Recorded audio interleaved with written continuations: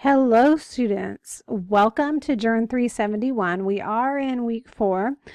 We are moving a little beyond some of the concepts we've learned about getting our blog started and rolling this week, and we're moving into building a brand, making our blog into a brand. This is where we're going to start to see a lot of our public relations ideas and concepts come into play for those of you that are PR majors. If you're a journalism major, you're already starting to apply a lot of those journalistic skills, but now you're able to start seeing how this relates to communication and PR and things of that nature. As we move into the course content, we are reading chapter 12 this week. We're watching 2 videos related to storytelling and building a personal brand, as well as completing discussion board number 4, which is due on Friday. Reply posts are due on Sunday, and blog assignment number 3 is due on Sunday, along with journal number 2 on Sunday. That sounds like a lot of things, but when you get into it, you're going to see that it's really just in the flow of what we've been doing in the course, and it's not that terrible, I promise. As we complete this week, it's important to keep in mind what our objectives are for the week. We are focusing on 3 things. We're exploring how to build a brand for our personal blog. We are examining the influence of social media and building a personal brand, and then discussing the connection between social media and blogging to build a brand. This relates with objective 1.2, 2.1, and 3.1 for our within our course syllabus. As you look at journal number 2, you'll remember we already did complete 1 journal entry this term. We complete 3 of them throughout the term.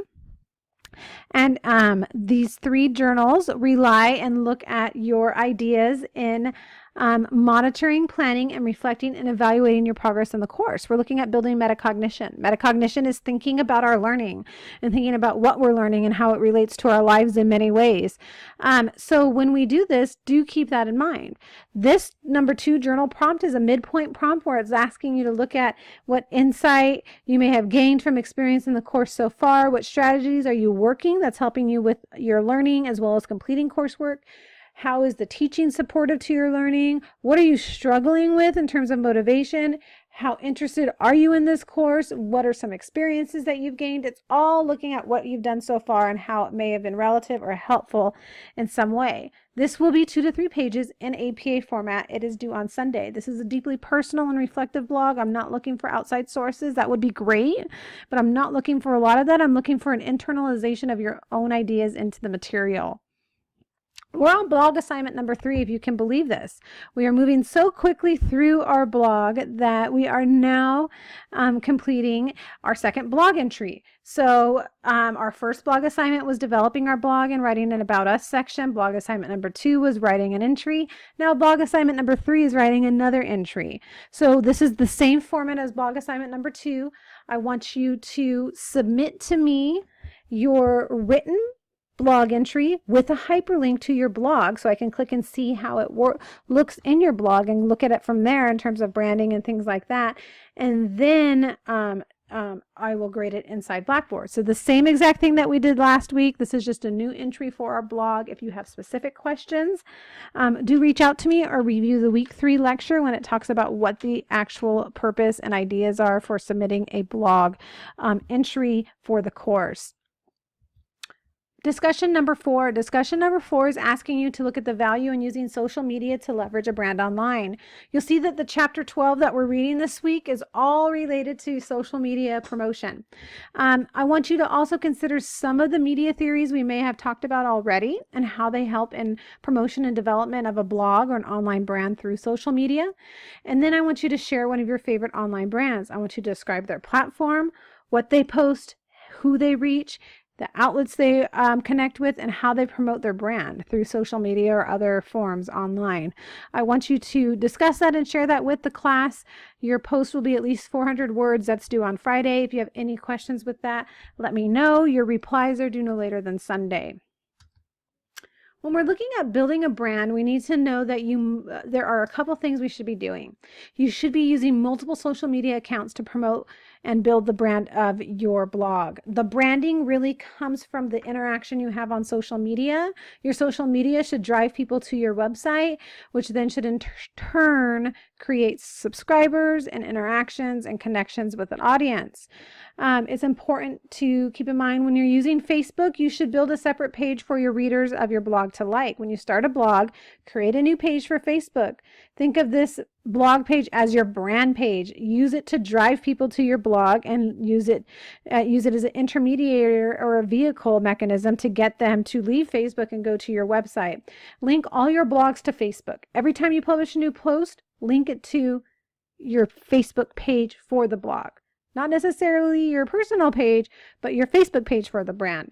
And also you can put it on your personal page too, but you should be driving it from your branding page. Post what others want to share. Few things build your blog audience faster than people sharing the link to your blog. When you write a line or two in a blog post in your Facebook status box, try to write something that doesn't give away too much of the story. What you share should connect them to the story, but also drive them to want to read more. So don't post the entire blog on Facebook. Give them a snippet of it, the first paragraph, the headline, a little explanation of the post, and lead them to your site to read it. People should want to share this with their Facebook friends and things like that nature. Keep your Facebook updated. Don't neglect your brand page.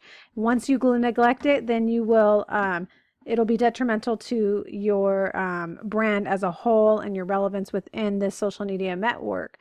Looking at Twitter and Instagram, give your blog's Twitter and Instagram account a clear and easily understandable username, or more particularly your @ whatever it is. So don't name your account something like @AmandaEats53.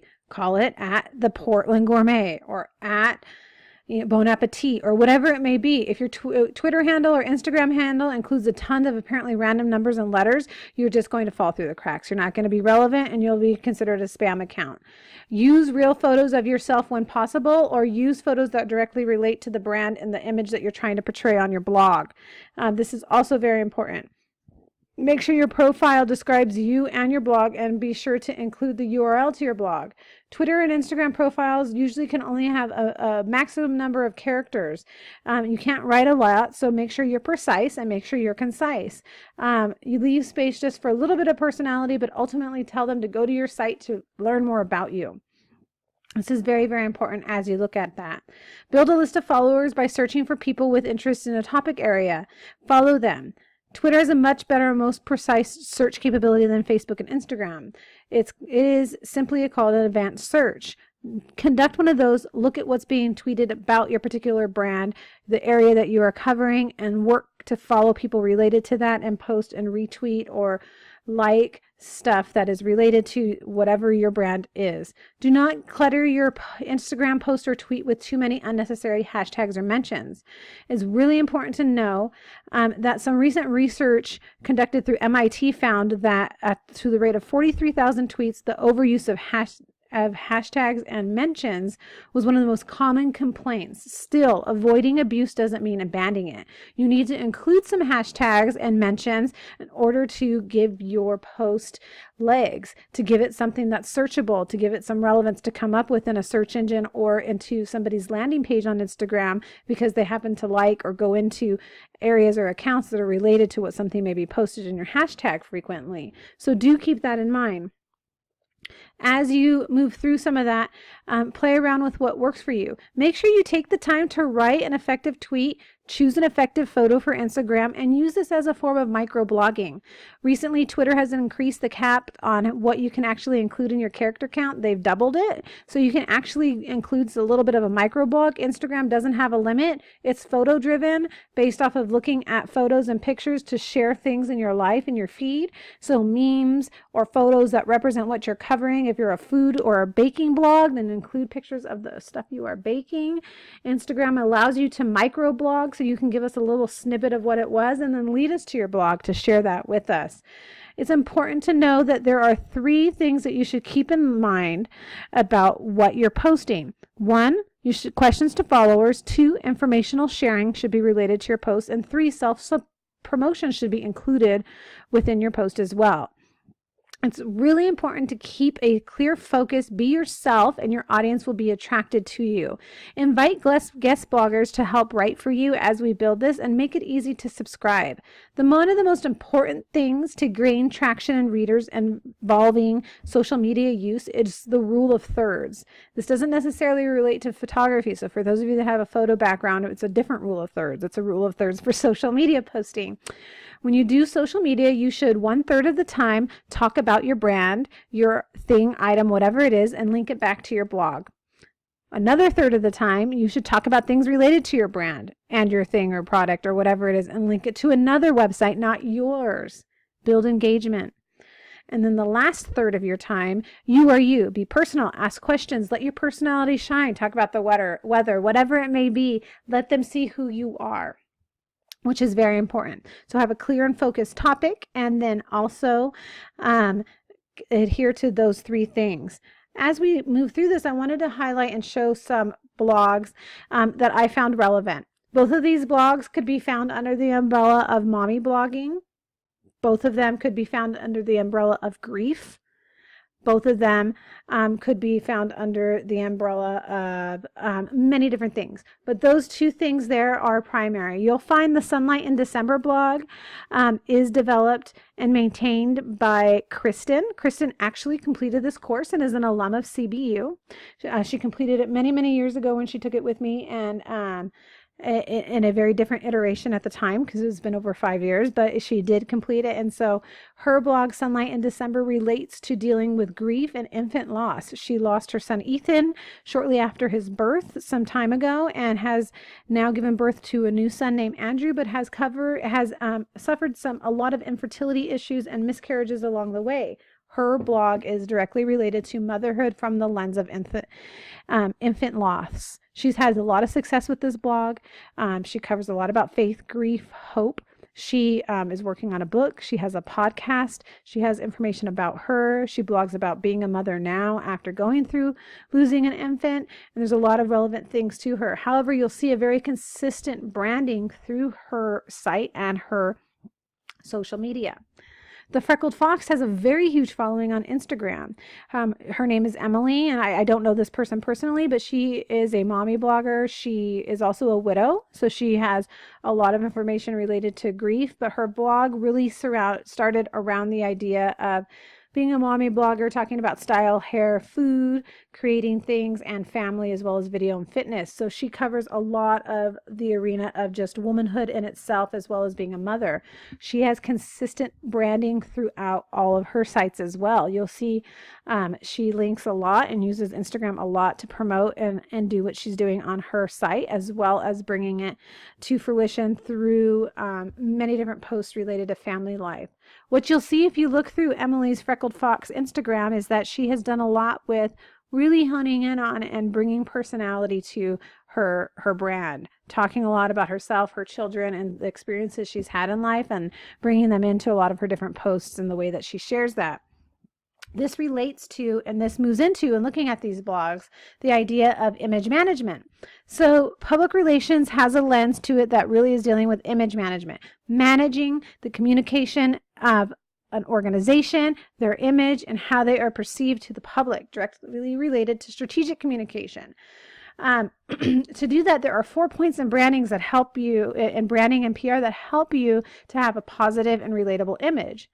The first thing is to develop the image, have succinct communication, trust, and reputation management. Image is the importance of your brand's image really will never be overstated. How people perceive your blog is perhaps the most significant factor in whether they want to engage, subscribe, or interact with you online. Your branding should communicate your values, as well as be a prime example of how your brand is impressed into society in some way. 64% of people start a relationship with a blog or an online personality based off of having some type of shared value. So keep that in mind. You're more likely to get PR opportunities and engagement online through communication. When people can immediately understand the purpose and nature of what you're doing online, what it does, and what it values, your branding will shine through, and you'll be able to communicate and engage with your audience in a stronger way. You have to build trust. It's really tough to get to this point, but according to a study, 94% of consumers claim they show loyalty to online brands or to online sites or engaging things by them offering total percent and 100% transparency. Likewise, that's very important to keep in mind as opposed to how you build your personality and come out with that. You can do this through the actual static website of your blog, yes. However, it's difficult to go beyond that without utilizing social media to engage in some way and build that personal connection. Your reputation is one thing.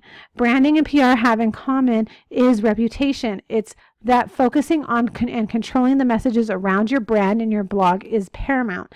If you don't do that, you're leaving the door wide open for other people to make assumptions about your brand. This all starts with who you are and really having a clear effort on branding what you are. Efforts to manage your reputation using PR won't be successful if your brand is unclear either. Branding allows you to take control of the narrative.